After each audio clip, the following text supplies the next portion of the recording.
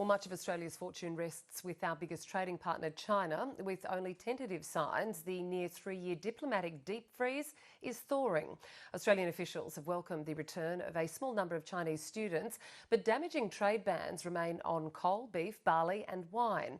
And as Emilia Terzon reports, while Chinese tourists were the #1 visitors to Australian shores, we're no longer on the superpowers list of approved destinations for tour groups.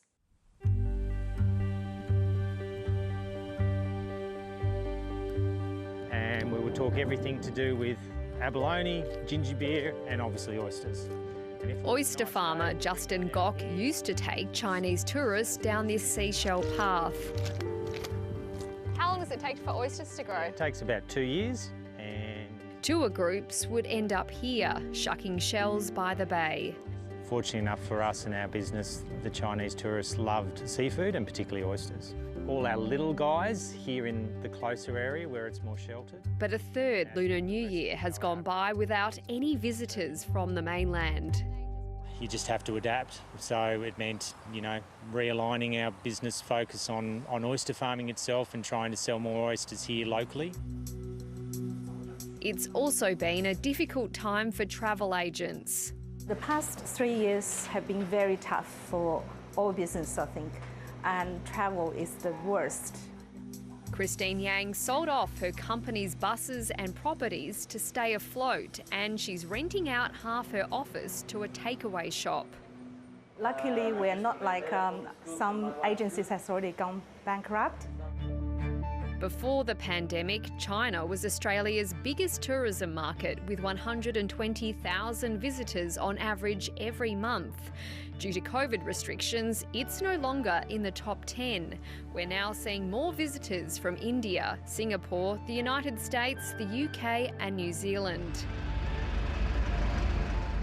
Chinese visitors are trickling back as the world's second biggest economy reopens. Right now, there's only a few dozen flights like this one coming into Australia from China every week. Before the pandemic, there was 150. Many people on this plane are seeking long-awaited family reunions. They will stay with us and then maybe they will go to Gold Coast or Brisbane for traveling, yeah. China is allowing group tours to resume in February, but Australia isn't on its initial list of chosen destinations. Christine Yang believes we've been left off because the federal government is imposing additional COVID testing requirements on Chinese visitors. The official relations between the two countries have been strained over issues like trade dispute and different values. Other countries that are making Chinese arrivals test for COVID are also not on the nation's list of approved tour group destinations. Our federal government says it is looking forward to welcoming back these sorts of travellers, but it didn't say when this could happen. Chinese visitors were spending $10 billion a year here, more than 5 times what our next biggest markets spend. Richard Doyle from the Australian Tourism Export Council thinks it might take 2 to 3 years for the Chinese tourism market to return to pre-COVID levels. I think it's going to be a marathon rather than a sprint. You can't always be reliant on one market and you've got to spread your risk. These ones we've harvested this morning at about 10 o'clock. Back in Tasmania, Rob Gok is hopeful about operating tours for international visitors who are already returning. The story is as simple as this, you just got to keep evolving. And open up to different markets. Sarah, I'll begin with you regarding that report there from Emilia Terzon. I mean, China's reopening seemed to take quite a few people by surprise, and I'm talking about countries by surprise with the speed at which it was done. Given what we're seeing there in that story in tourism, in university sector, and of course those trade bans exist, how do you see the relationship playing out between Australia and China from an economic perspective in 2023? Well, I mean, obviously the politics is one thing, and that will overall set the framework, but it does feel as though relations hopefully won't deteriorate from where they are now, and that the reopening of China does just create the possibility for a resumption of those people movements in particular, so the tourists that we saw in the report, but also the students coming back in country.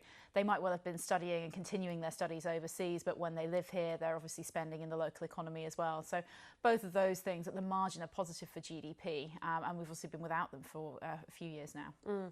Shane, do you think that it should be viewed with absolute positivity, the reopening of China? Because we well know that prior to that we had the trade bans, where a lot of these Australian markets in barley, cotton, wine, etc., found other markets to fill that gap, particularly in the Asian region. South Korea, Taiwan and India last year overtook China as our biggest export destination. So if exporters can fill the gap, is it such a big deal to have China there as one of our trading, not a big deal as our trading partners, but to be there to ensure our success? Look, I don't think it's necessary to ensure our success, but you'd have to say it is a positive thing. As the report highlighted, Chinese visitors to Australia do spend more in Australia than other visitors from other countries. So having them return is a good thing, but you're right to say we did survive over the last few years. We've been having record trade surpluses. Most of the products that have been restricted in terms of access to China, and that did cause a lot of pain for individual producers, were able to find markets elsewhere, whether it's in Australia or elsewhere. Like coal, for example, is just shipped somewhere else. So it hasn't been the disaster that might have been thought back in 2020, but you'd have to say the reopening of China is more of a positive for Australia than it is a negative.